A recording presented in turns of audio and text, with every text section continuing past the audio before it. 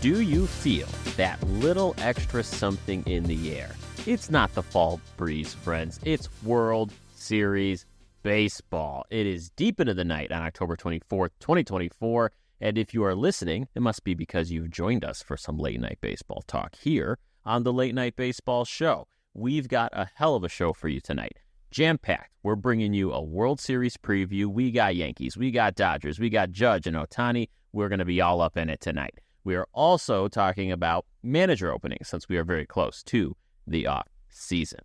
Now, I can think of only one other person who loves this time of year as much as I do, and that would be my friend and co-host, Parker. Happy World Series, dude. We're here. We made it. Happy World Series. We fucking made it. It's been a long time. So if you're the kind of person that I am, then you, basically the day that the last game of the World Series ends, you put the day pitchers and catchers report on your calendar. Yep. And then it's all just a constant cycle from there until the next World Series, the next playoff season. And that's what we've been knee deep in for the last couple weeks. And dude, we got a good one. We got a good one to look forward to. So I'm ready to get into it. Awesome. We do. It is going to be an epic World Series, and we're going to dive all into it here in a moment. But like we do at the start of every show, we're going to cover some of the biggest stories in baseball. And we're going to go first to home. And let's start on first base, Parker. Keeping it easy here. We're going to San Diego. The Padres plan to discuss an extension for their manager, Mike Shildt, and the coaching staff. Now, Shildt signed a 2-year deal last offseason for the Padres, and obviously this past season led the Padres to a 93-69 record, second in the NL West, but of course, they did get that wild card spot. Finally, it seemed like the Padres under Shildt have turned a corner here, and they're impressing, and it looks like they're wanting him to stick around a little bit. Yeah, I mean, well-deserved. For those who are not crazy familiar with the managerial contract world and how it works, a 2-year deal is a 1-year deal.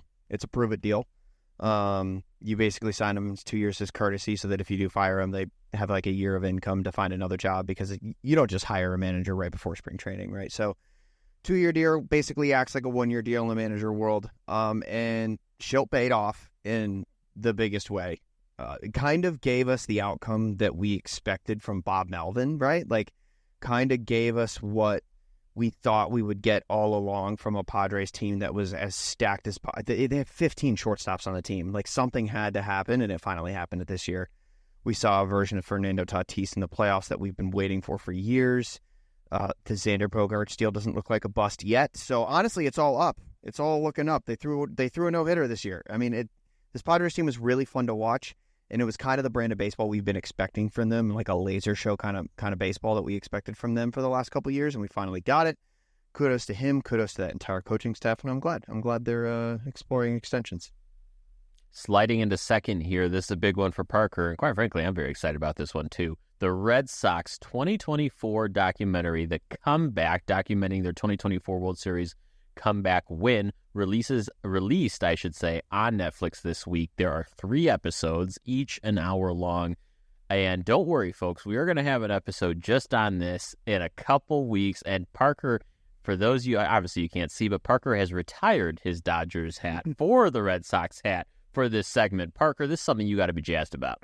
Dude, I'm so excited. I have not had the time to sit down and watch it because I want to basically sit down and watch all 3 hours at once. I'm one of those Red Sox fans that watches 3 days in October, or 4 days in October, the documentary, the 30 for 30 that was made about the comeback against the Yankees. I watch it like 2 or 3 times a year. I am a huge sucker for not only documentaries about baseball, documentaries about the Red Sox, and the 04 team is just a cast of characters that is basically unmatched as far as I'm concerned. I'm so excited for this. And if you like this type of thing too, and even if you don't like the Red Sox, get used to it, because there is another Netflix documentary coming out, I believe, at the beginning of next year, at the beginning of next baseball season, about this past Red Sox baseball season. I think it's supposed to be like one of those full swing, Drive to Survive style Netflix sports documentaries, so I'm really looking forward to that. Netflix, as far as I'm concerned, best streaming service in the market right now. That's not biased at all, clearly. No. What I will say, though, is it reminds me of what HBO does in the NFL for Hard Knocks. And I I do wish they did more of this for baseball. It's very interesting to see the reception that the full season Red Sox one gets, because I would love to get behind the curtain more often, and I think this is a little test for that. Could you imagine a week by week, like Hard Knock style show for baseball? That'd be awesome. You didn't even need to be a playoff team. You know, all the Marlins over the last year. I want to know what that clubhouse was like the day after they sold the whole team. 100%, 100%. Cool.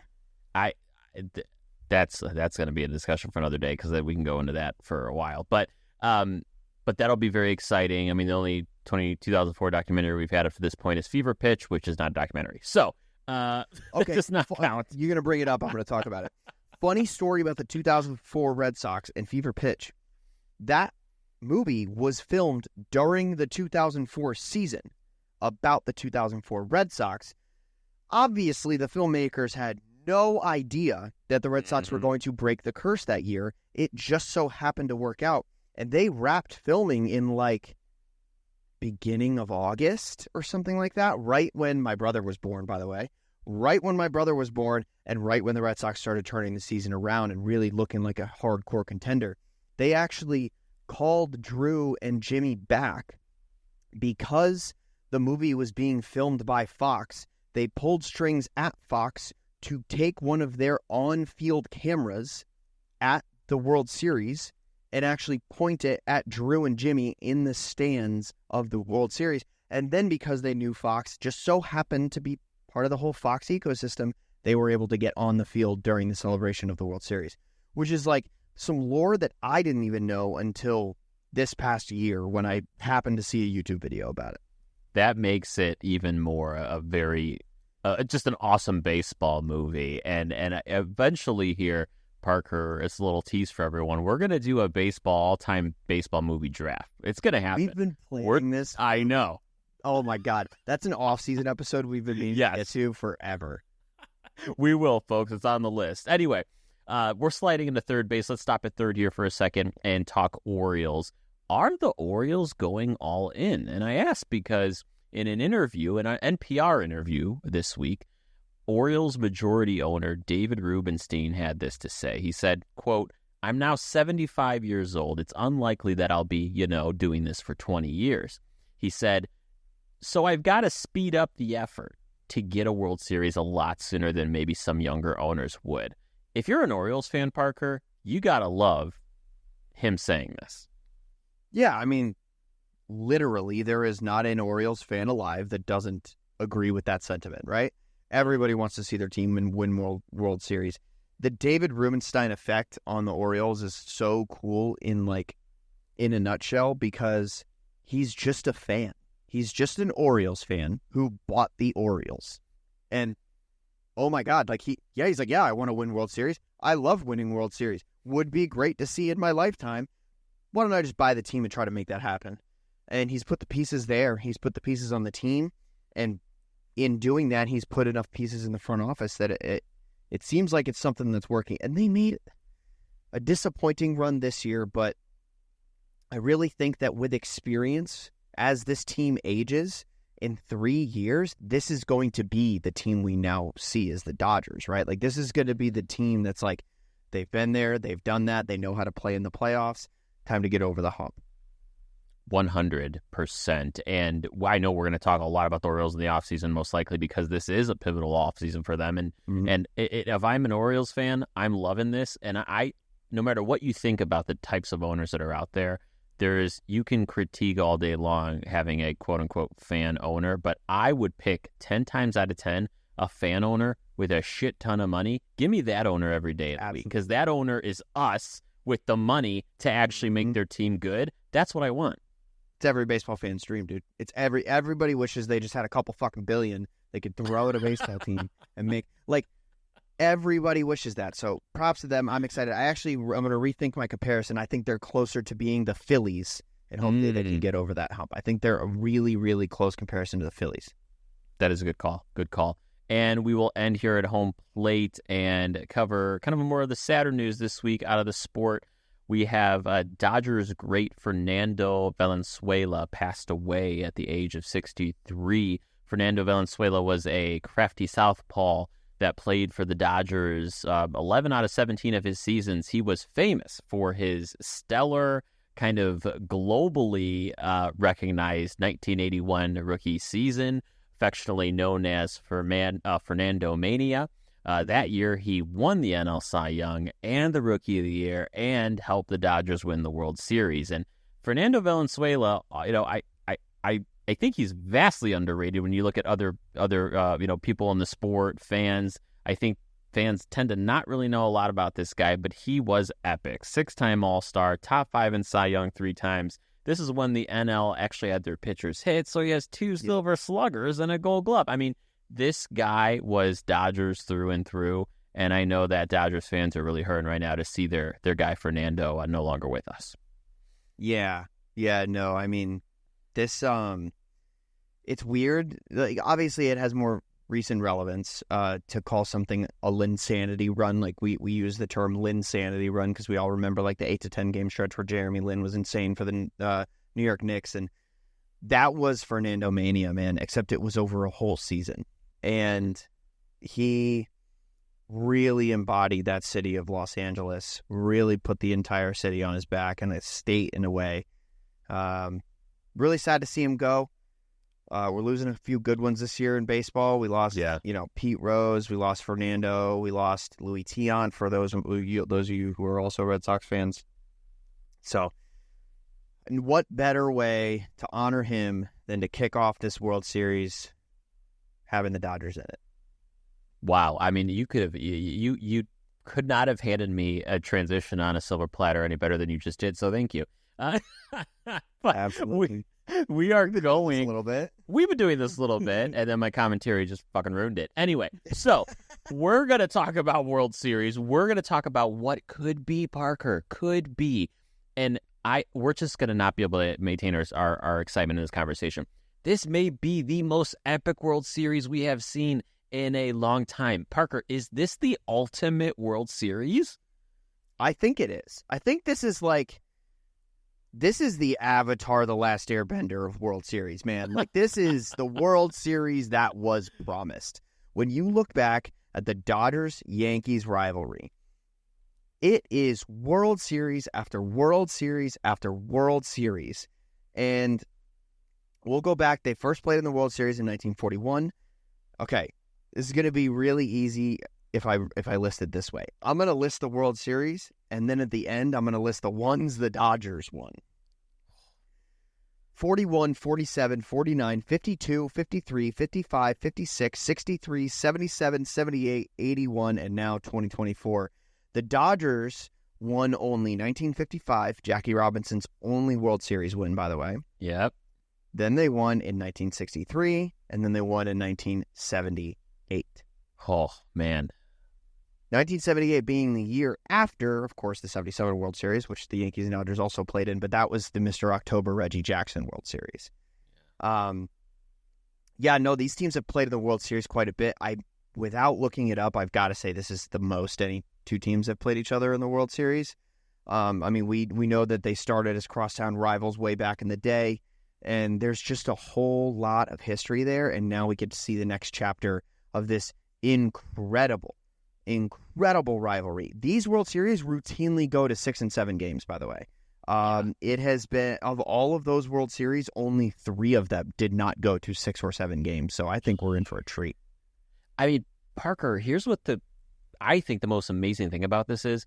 I mean, you've seen it even recently. Ever since they expanded the playoffs, all you need to do is you need to be a team that's hot in September, get into the playoffs, and anything can happen. I mean, fuck, the Diamondbacks were in the playoffs last season, right? I mean, but these are the 2 best teams of baseball. Baseball got what they wanted. They got the probably 2 MVP best versus teams. MVP. 100%. They got, if I was the commissioner, I'm sitting here going, damn, am I going to make so much money? This is exactly what I wanted for growing my sport. I wanted the 2 best teams in baseball, the 2 most historic franchises in baseball in the World Series. There's a record 5 MVPs in this World Series. Like, it's massive, and MLB's loving it. Yeah, this is the best thing that could possibly happen to the sport. And a mutual friend of ours, those of us who follow through the Utini Baseball Show, Adam Dyson, would kill me if he heard me say this.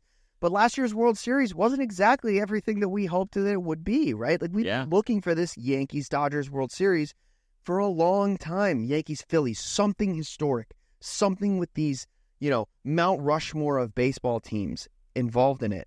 And we got it. We finally got it. And I just hope it goes to 6 or 7 games. I just hope the ratings are through the roof, and I know they will be. But man, as a guy who knows a lot of baseball fans and talks to a lot of baseball fans, Dodgers fans, Yankees fans, even those who don't like those two teams, we're excited for this World Series. This is the best against the best. Clash of the Titans. Oh, God, I cannot tell you how excited I am.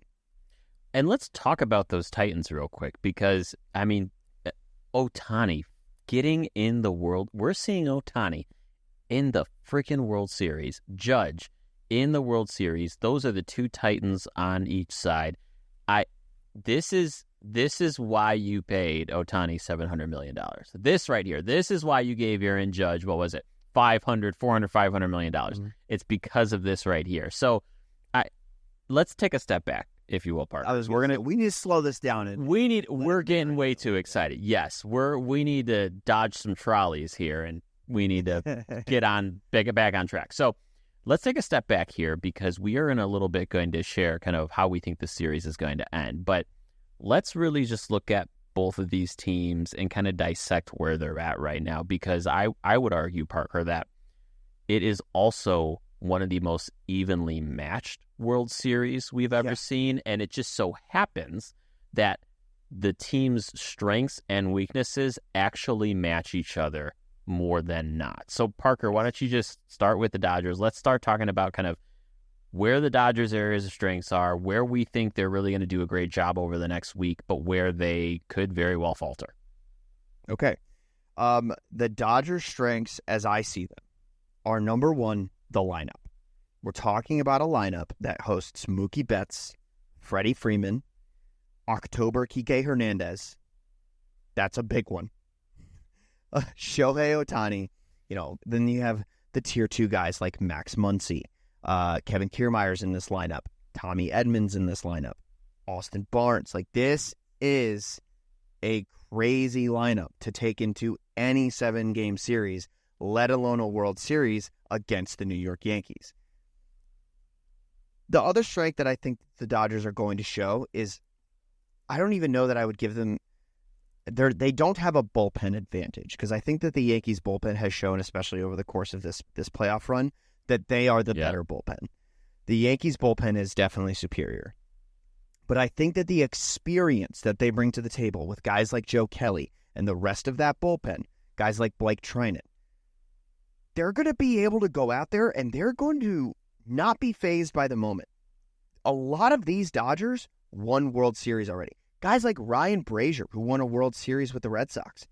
These guys know how to pitch in October. They've been there. They have done that. Against the Yankees team, especially these bullpen arms who have shown a lot of poise and a lot of effectiveness in the playoffs, they still haven't been there, and they still haven't done that. The Yankees haven't been to the World Series since 2009. Believe me, I have it written on my wall. I'm just kidding. I don't. But the Yankees haven't been to the World Series since 2009, and I think that if there is a place to expose players that haven't had that experience of being in the biggest moment in baseball, it's in Chavez Ravine. It's at Dodger Stadium, and it's at Yankee Stadium. There are ghosts in those stadiums, and they're going to be breathing down their necks. So I think the bullpen goes to the Yankees, the lineup goes to the Dodgers, and I think the rotation goes to the Dodgers too, if I'm being honest. Interesting. All right, let's talk about that, because first off, I agree with you 100%. The offense is a powerhouse. I mean, they just got off of the 4th highest run differential in a postseason series. They scored hella runs against the Mets in the NLCS. But let's talk about that bullpen for a second, because one of the things, like, if I'm a Dodger fan, I do get worried about the bullpen. We've seen this. We saw this over the DS and the CS for the Dodgers. They heavily relied on that bullpen to the point where they had multiple, almost full bullpen days. And if I look at their rotation going into this, I mean, you're looking at Walker Buehler, Yamamoto, and then you're looking at Jack Flaherty. So Jack Flaherty's starting game 1. He is. Who? If you would have told me that Jack Flaherty would be a Game 1 World Series starter on a Dodgers rotation, I would have been like, why the hell are they in the World Series? Like, this is where I get concerned for them, is because they have done a great job, this Dodgers bullpen, of evading any damage over the course of this postseason, but they also have not faced a Yankees lineup. Is this where they break? Is this where they cannot evade a good Yankees lineup and they do finally get hit hard after being used basically heavily the whole postseason? That's a concern, I think. Yeah, absolutely. I mean, when you talk about, I'll go back to Jack Flaherty for a second, being your game 1 starter. Off the top of your head, what do you think Jack Flaherty's ERA this postseason is? Let me guess. I'm going to say 275. 704. Oh, come on. That's your game 1 starter. Not a chance. That's your game 1 starter. I personally give the rotation battle to the Dodgers because of guys like Walker Buehler, who has been one of my favorite pitchers in baseball since he came up in 2018, and then Yamamoto. I mean, big game pitcher through and through. Yamamoto, I think he's gonna shine. But then you got to think on the Yankees side. I mean, it's Garrett Cole. Having 2 of your games in the World Series, if it goes to more than 4, being started by Garrett Cole, that's a big advantage for your team. I mean, the guy's been there. He's won in the postseason. He's got a 3.3 ERA this postseason. I'm starting to rethink whether or not the Dodgers have the rotational advantage. So I don't know. So let me fill in the gap for you, because I disagree. I do think that the Yankees do have the upper hand in the rotation, and the reason I say that is because I think Garrett Cole, of any pitcher playing in the World Series, is the most tested and the most absolutely able to perform in this environment. And so I think he has his best velocity we've seen all season has been over the last couple starts. His command is back where it needs to be. It wasn't great early in the season. He has it back. You have Carlos Rodon, who is going to have good stuff. He's hit or miss, but most of the time he's going to give you some good. He's hit in the playoffs, though. He's hit, right? You're right. He is hit in the playoffs. And then on top of that, don't sleep on guys like Clark Schmidt, Luis Gil. I was going to say, if Luis Gil makes a start, watch that start. Luis Gil's very good. Yes, he is. And that is not even accounting for Nestor Cortez, who probably won't start. He's coming off an injury. It looks like he'll be out of the bullpen. But still, if he can even give you in a tough game 3 innings out of the bullpen, I'll take that every day. So I just think when it comes to depth alone and people that you can rely on, that the Yankees just have more guys. I think I'm coming around to the other side of this, unfortunately. Especially when you think about, like, you bring him Nestor Cortez, and just to talk about him for a second, like, that is your janky lefty in today's modern baseball, right? Like, he's a righty, but he is so awkward and weird, and if in the toughest moment, if you have a runner on second and you're down by 1, and they bring in Nestor Cortez and he pauses for 6 seconds at the top of his windup, that is going to affect you.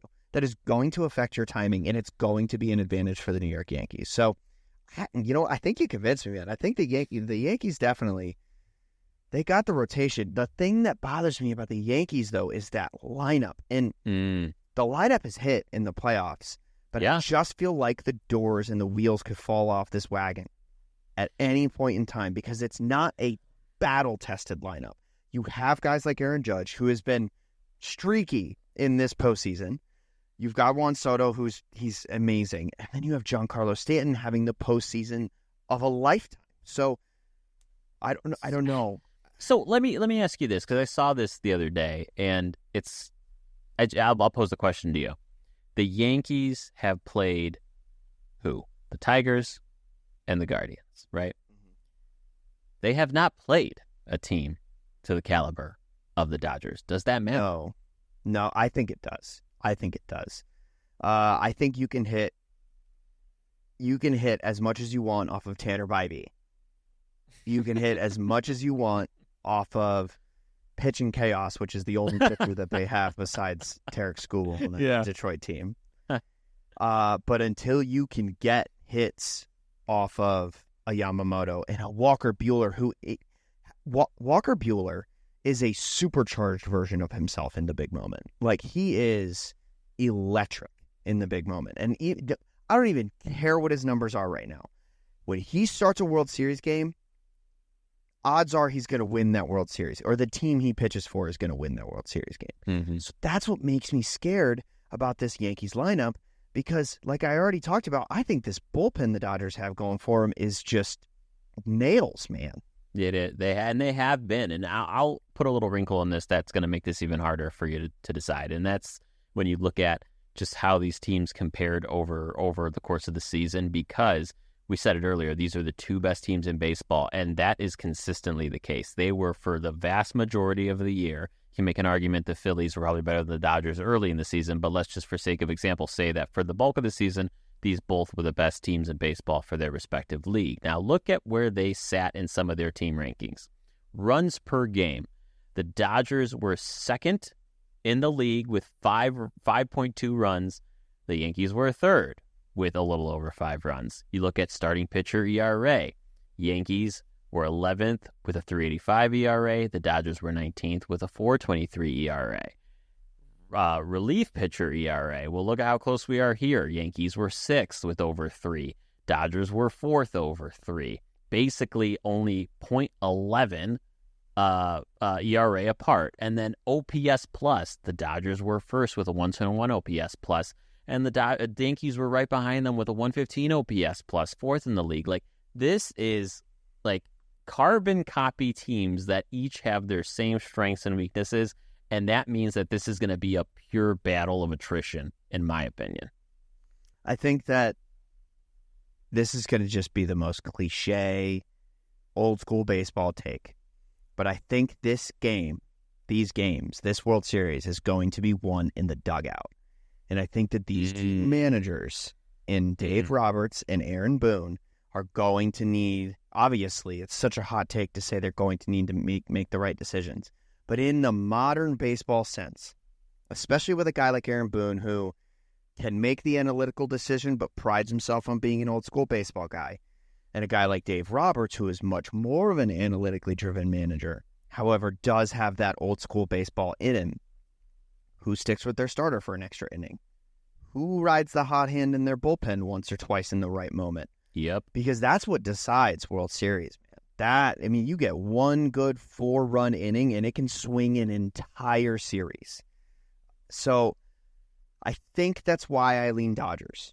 And that's because I think Dave Roberts is going to be pulling a starter in the 4th inning, and he's going to be leaning on a bullpen that has been there, that has done that, has postseason innings, has World Series rings, and has Joe Kelly.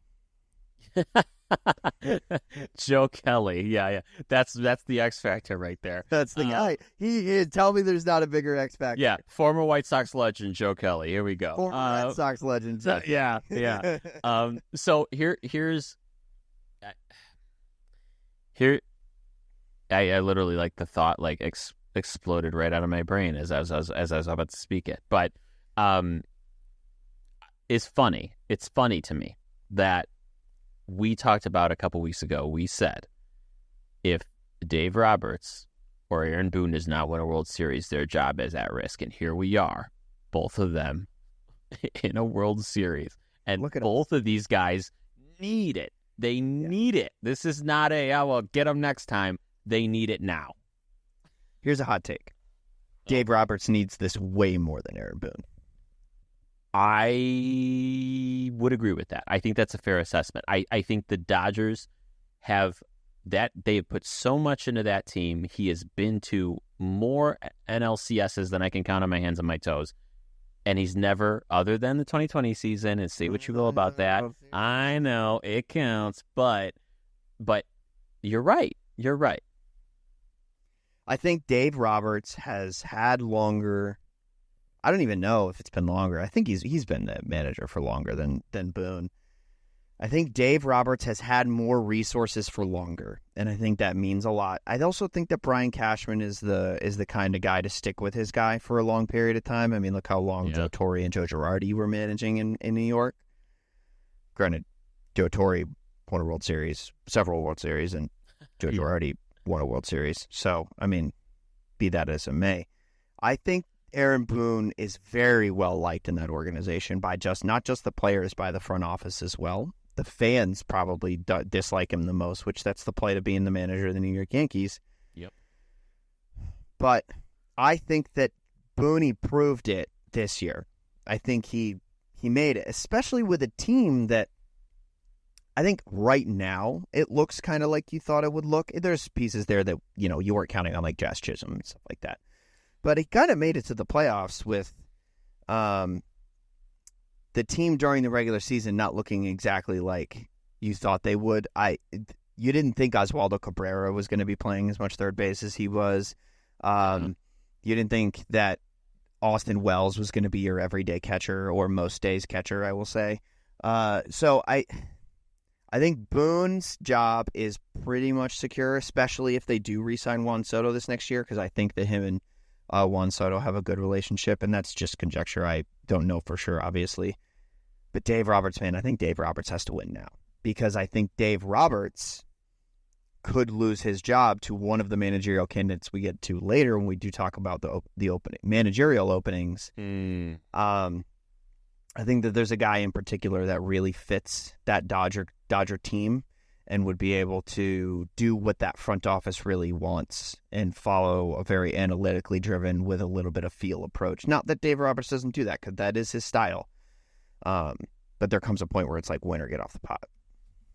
Absolutely, and there's an argument to be made that both these guys are definitely in that position. But you make a valid point. I think Roberts is definitely has the fire under his ass just a little bit more. So let's before we talk about managers, because we definitely want to get into that here in a second. Let's wrap up the World Series talk by just getting a sense of where you think this thing's gonna fall. Who's winning this thing?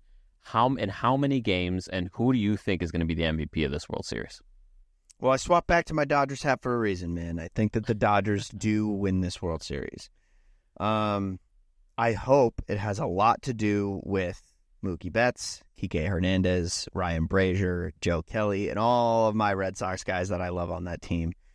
I hope it plays through them. I hope Shohei Ohtani gets to just basically play the baseball we've hoped he plays in the postseason. Hasn't really done it so far in the postseason, not to the extent that we wanted him to. I hope he comes out, swings a really hot bat. I hope the Dodgers come out, and I hope they beat the Yankees. Ooh. Partially because I'm a Red Sox fan, partially because I do want to see what this iteration of the Los Angeles Dodgers looks like over like 3 years. Oh, man. I gotta go Yankees. I feel it in my soul. And I'll tell you what, what did I use to make that decision? No data, no stats, just vibes. Because here we're a vibe show. We're all vibes. And I'll tell you what, right now, you could pick either one of these teams and have a significant chance of being right. That's how close this is. So yeah, I'm going Yankees in 6 because I agree. I think there's no way this doesn't go 6 or 7 games. And I'm gonna pick my MVP, Giancarlo Stanton. He won the ALCS MVP, and I think he's gonna win the World Series MVP. This is an opportunity for Giancarlo Stanton to reverse a narrative. He has struggled. He has not been on the field the last 2 or 3 seasons, and he's not really had much of an impact on this Yankees team. Here in September, here in October, it is Marlins-style Stanton is what we're seeing. And I'll tell you what, he's going to be the last player, probably, or one of the last. Let's not get too ahead of ourselves, but one of the last players to hit over 500 home runs. If he wins a World Series this year, it further cements him into Hall of Fame territory, and I think he's going to do it. No, I agree, man. Giancarlo Stanton is a very special form of himself right now. The Yankees are the Yankees, and they don't lose in the World Series, man. They simply don't. I'm trying to find right now a list, like you go on Wikipedia, find the list of all the World Series. I don't remember the last time the Yankees lost a World Series. Was it 2001? Yeah. Yeah, it would have been 2001 against the Diamondbacks. Yeah. They won the World Series in 2003 Yeah, they won the World Series in 2003 since then. They won the World Series in 2009 since then. Wait, no. 2003. Did the Marlins won? The Marlins won in 2003. Okay, right, so right. the Yankees lost in 2003. All right, so There we go. Oh, wow. okay. I always forget Well, 2003. Weird year. That was a weird World It's Series. because the Marlins forgot about 2003 in 2004. The entire team was gone.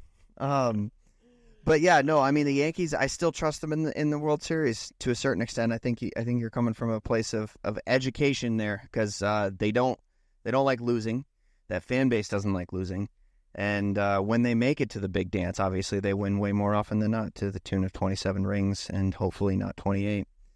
That's depressing. But I got Dodgers in 6. You got Yankees in 6. So we'll see how this goes. Yes, we will. It'll be really exciting. This is going to be a hella awesome World Series, one for the ages. It all begins tomorrow night at 8:08, not 8 o'clock, not 8:10, 8:08. You better hope for Garrett Cole's sake that it starts at 8:08. Right. What? Garrett, you don't know about this? No. Garrett Cole is the biggest baby in Major League Baseball, as far as I'm concerned. But whenever the game starts late, he says something about it in the press conference afterward. He's always like, yeah, National Anthem got a little out of hand, but yeah. All right. Relax, Garrett. Jesus. Anyway, Garrett will be there. You can watch him tomorrow night in Chavez Ravine, there in LA. Yankees v. Dodgers tomorrow night at 8:08 p.m. The rest of the games are as follows. Game 2 will be on Saturday. Game 3 on Monday.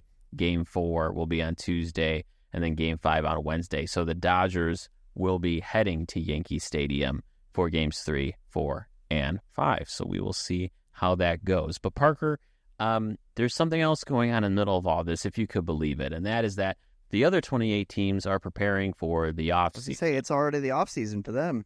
Yeah, it's been the offseason for me since April. I've been very excited about it. But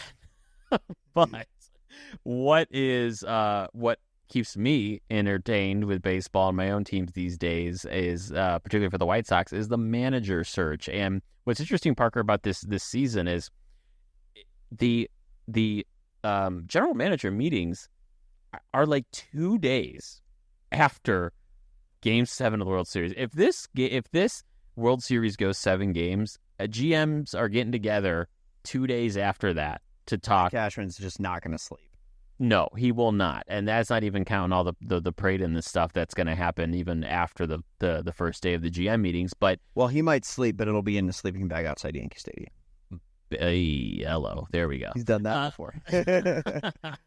Well, playing the hits. But let's talk about manager openings, because that's the biggest thing on the to-do list for 2 particular teams. Of course, every year it's always interesting to see kind of the manager carousel, who has openings. And this is the first time in a couple of years, Parker, that we actually only have a couple teams with openings. That would be the White Sox and the Marlins. So just from your perspective, Parker, which one of those jobs right now is the most appealing? I know it's hard. Go ahead. I actually think this is the easiest slam dunk of an answer ever. I think that the White Sox job is extremely appealing. Bingo. Mostly because the team is up for sale. And if that sale happens, I think it becomes an incredibly intriguing job. And if you're a managerial candidate, the Marlins may not get a manager until we find out if the White Sox sell. And sometimes in the world of sports, if teams go on sale early in the offseason and then that sale, those things take forever. So, I mean, we very well could see another season of Jerry Reinsdorf at the helm. Correct. Which means we could see an interim whole season, quote-unquote, interim manager, a la the Red Sox in 2020. But I think that the White Sox are in a position where they are more likely going to be effective sooner than the Marlins. The Marlins' payroll is basically lower than my paycheck at this point. It's basically lower than my paycheck from this show, which is $0. The Marlins' payroll is nothing. And they just fired the guy that is, I think, the hottest managerial candidate on the market. So you can't really find an upgrade in that market, in my opinion. Skip Schumacher is the guy I'm referring to, and I think that guy ends up as the manager of the White Sox, which I think is the guy highest on your wish list. Yes. Okay, so that's very interesting that you say that. And so it's funny that you say, I love that you said fired, because like I think Skip Schumacher and Peter Bendix, head of baseball there in the Marlins, would both say he wasn't fired, but we know what it was. Right. Bendix didn't want to pay him. Skip, with Kim Ng leaving, didn't want to be there working with Peter Bendix. The writing was on the wall. So essentially, yes. Now, when you go back to the question of which job is more appealing, and to be as unbiased as I possibly can be, I do think it's the White Sox. And I think it's the White Sox for another reason. I think there's still a lot of uncertainty with what's going on with the Marlins, because it's still the same ownership there with the Marlins. Peter Bendix is, he's the head of baseball ops, but you still have the same ownership. This is the third or fourth time in 7 or 8 years that they've just teared this thing down to the studs with seemingly no path forward there in Miami. It's just the same story over and over again with the Marlins. Whereas the White Sox, you heard a report recently that Chris Getz, new GM there, as is his first full season as GM, is doing kind of what I would call the foundational building of that organization. The White Sox have a lot of significant issues. Take them from me, okay? A lot of issues. I mean, their analytics department is one of the smallest, if not the smallest, in baseball. They just hired a nerd, though, didn't they? They hired a couple nerds. So so that's exactly what I was going to talk about. Was they actually have now revamped their whole analytics team. It's called their new research and development team, and they have reorganized their whole baseball department and infrastructure to better support kind of cross team collaboration or cross department collaboration. So Chris Getz has been very clear, like, this is not, I don't want someone who's a holdover. I don't want someone to be a one-year manager. I'm looking for a partner. And so I do agree. I think the White Sox job is the more appealing one, which leads me to my next question. Which candidates are out there? Like, if you had to pick 3 of the top candidates out there available right now for the White Sox, who are you going to?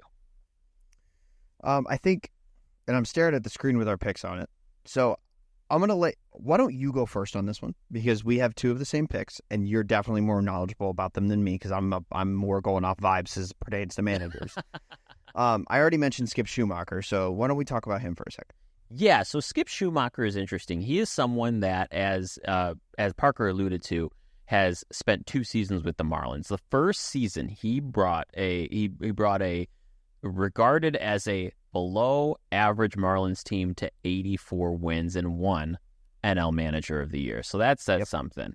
Now, this last season, now we know that team lost a lot of players. Kim Ng left, Bendix came in. They only won 62 games. Now, we knew at the end of the season that Skip was not going to be there, and that's what happened. Having said that, there have been rave reviews about Skip Schumacher. This is a baseball lifer. You all remember him from when he played with the Cardinals and was part of those World Series teams right under Tony La Russa, one of the better managers in the game, putting aside recent history. But he's a guy that I think when we look at general managers who really care about the managers that have had experience playing Major League Baseball, you can't get really much better than Skip Schumacher, who's lived it day to day, and I think that's important for Chris Getz. So he's definitely at the top of my list. He's a younger guy. He can communicate with these guys on a really personal, experiential level. Now, I want to move into the second guy, and you know him a little bit because he spent a year. Before we move off Skip Schumacher, I want to say that one of my favorite, probably my favorite managerial moment of this entire season was the Skip Schumacher decision to not walk Shohei Ohtani as he was chasing 50-50. Yes. And his justification was basically just that you don't do stuff like that. We don't do stuff like that because he's a baseball guy, man. He's got a fire under his ass. For a team that was absolutely horrible from the jump in 2024, he was going to bat every single day for those guys. He was getting tossed from games. He was arguing with umpires. He was fighting for his guys. And like you said, communication is key. When you communicate to your guys, we're going to play the game the right way. We're not walking Shohei Ohtani just because. This is the kind of guy that you want heading up your baseball organization. And I think I'm 100% with you on Skip Schumacher.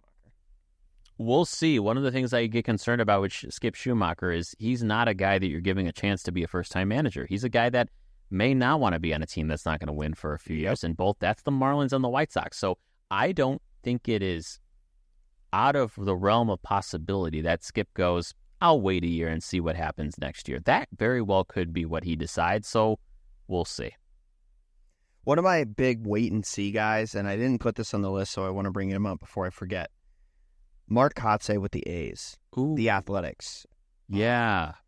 One of the, like feel-good guys, just super mentorial. I don't know how you say that. He's a big mentor for his players, and he really communicates well. And when you hear from, at Major League Baseball players, they will always mention the communication of their manager when they talk about them. Mark Kotsay is one of those guys. He still has a job for the Athletics.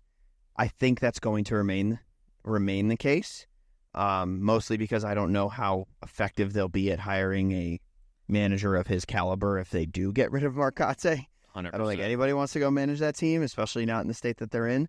But I think that he's a guy that could create a lot of buzz if he does get...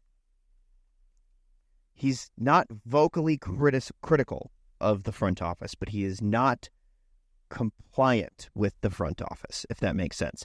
If that starts to rub the wrong way, then we could see a world where Mark Kotsay becomes available, and I think that shakes up the managerial market in a huge way. Again, just conjecture, don't know if it's going to happen, probably won't happen, but I think Mark Kotsay, number one, deserves a chance to manage an A's team that's actually trying, actually gives a fuck in a few years. But if he does end up not being there, I think that shakes a lot of things up. 100%. Mark Kotsay, the manager of the Sacramento A's of Las Vegas. The Athletics. The Athletics. Let's move on to a guy that you know a little bit about. Will Venable is one of the guys on my likes. Will Venable, you can see I'm putting emphasis on former major leaguers. Will Venable is a former major league outfielder. He played with the Padres, the Rangers, and the Dodgers. And his coaching career, once he left the game, is actually quite interesting, Parker. He started post-playing career actually as a special assistant to the legendary Theo Epstein with the Chicago Cubs. He was the first base coach for the Cubs from 2018 to 2019. 2018 to 2020, he was a base coach. And he actually was the bench coach during the shortened COVID season for the Red Sox. Do you remember anything about that, Parker? Absolutely, I do. So that was a very turbulent time in Red Sox Nation because Alex Cora was serving his suspension for the Astros scandal, and so we had Ron Renicky as the manager of the Red Sox. Oh, that's a name. Oh man, Ron Renicky, and everybody universally basically was like, give Venable a shot, because Venable was like the hot young prospect in the managerial and the coaching world. And to a certain extent still is. He's been a bench coach now since 2020. Yeah. So I think that that's kind of something that plays to his strength. He's been in the dugout for a bunch of years now. He's been in the front office for a couple years. He's been there, done that, played. He's managed in the stead of ejected managers quite a few times now. I think here's my scenario. If the Dodgers lose the World Series and do fire Dave Roberts, I think they hire Will Venable the next day. Ooh. He's the Dodgers fit, in my opinion.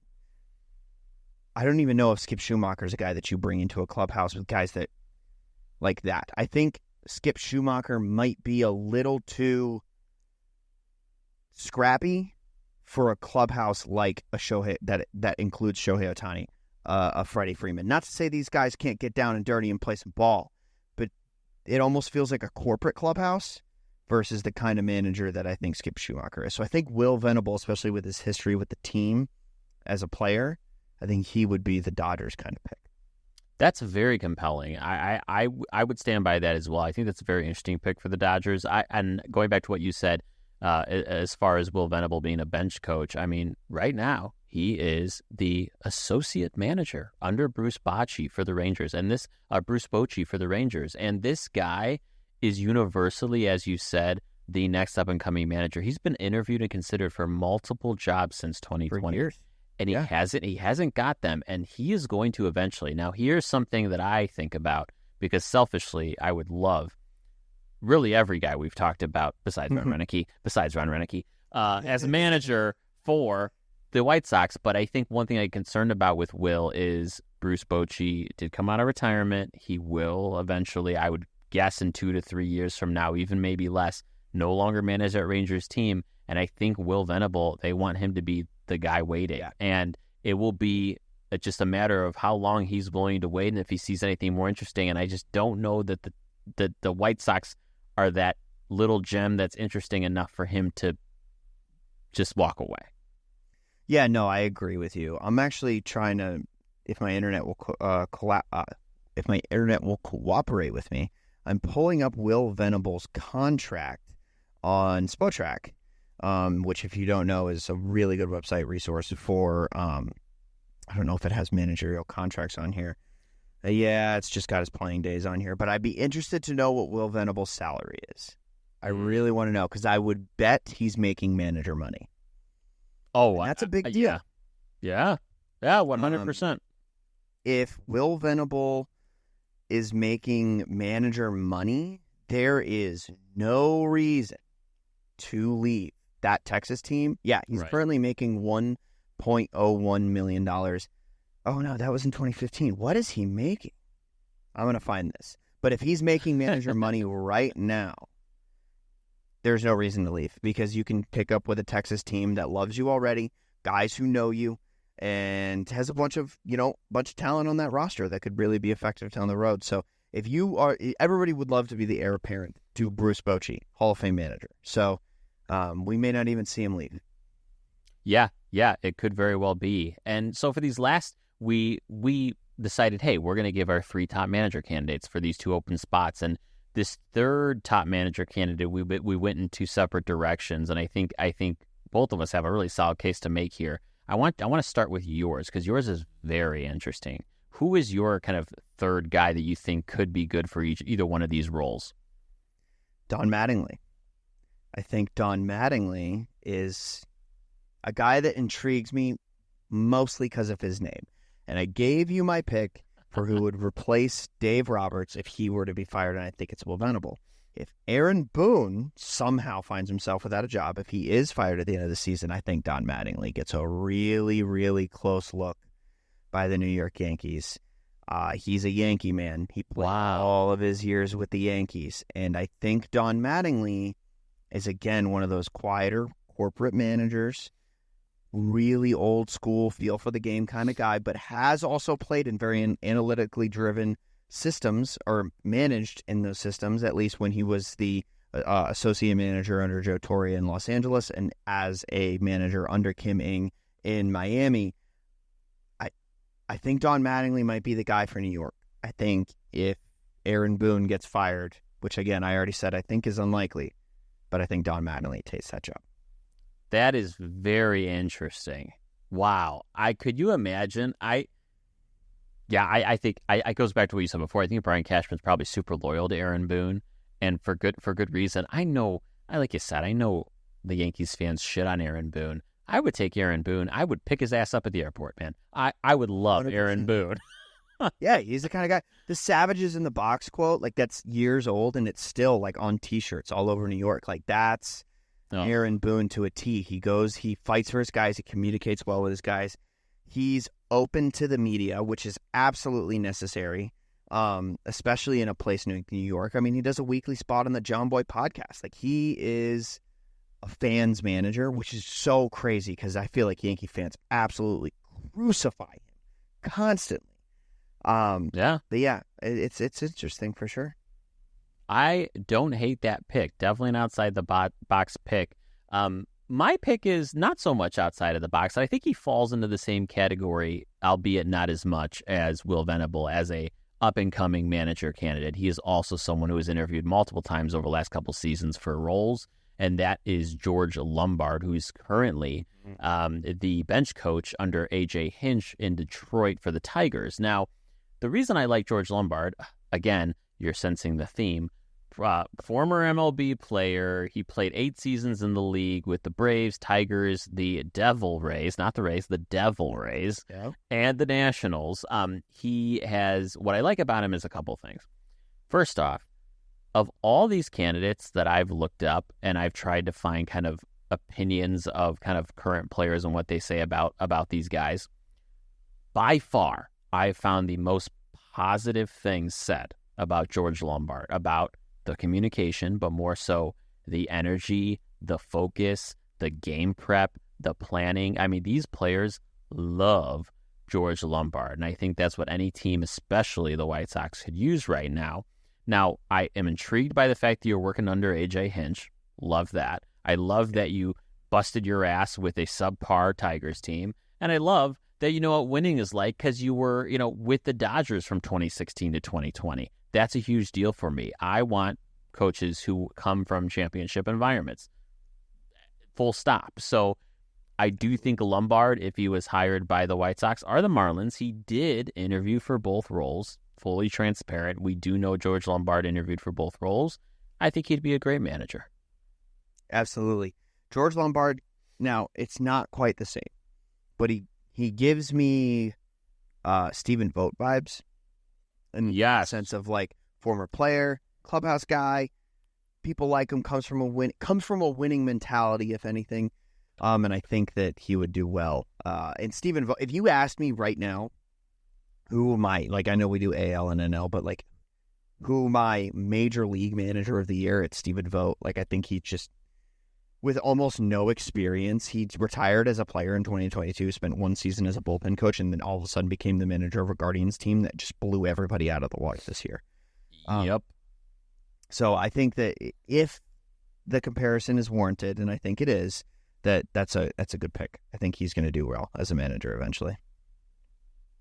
Well, I mean, we packed a lot into late night baseball here. I mean, we really packed it with all the good stuff. Managers, World Series. I can't believe the World Series is finally here. Next week, Parker, we are going to be, when we next talk, we're going to be 5 games into this World Series, and we're going to have a shit ton to talk about. We could have a World Series champion by the time we talk. Oh, come on. Could you imagine? Like, live in that world for a second. What if one of these teams just obliterates and goes on a 4-game sweep? It can happen. I can't even imagine that. I can't even imagine. I hope we get 7 games. I hope we really do. Because I would love to go in, like 5 games in, it's 3-2 Yankees or something like that, and we're going back to Los Angeles for the last 2 games. How cool would that be? I mean, that is what baseball dreams are made of. That is a spectacular World Series. Those Game 7 World Series moments, I'm here to tell you, Game 7 of a Major League Baseball World Series is the best arena in all of sports, bar none. 100%. Every single year, football fans get to watch the one game that determines the outcome of a season. Baseball fans don't get that very often, and we show up when it happens. We absolutely do. That is a wrap here on the Late Night Baseball Show. Don't forget, folks, subscribe to the show wherever you listen to your podcast, and please leave us a good review. Spread the word. Invite others to join us here for Off the Rails Baseball Talk each and every week. Enjoy the World Series. We'll catch you next week, and we're here to talk all about it. See ya.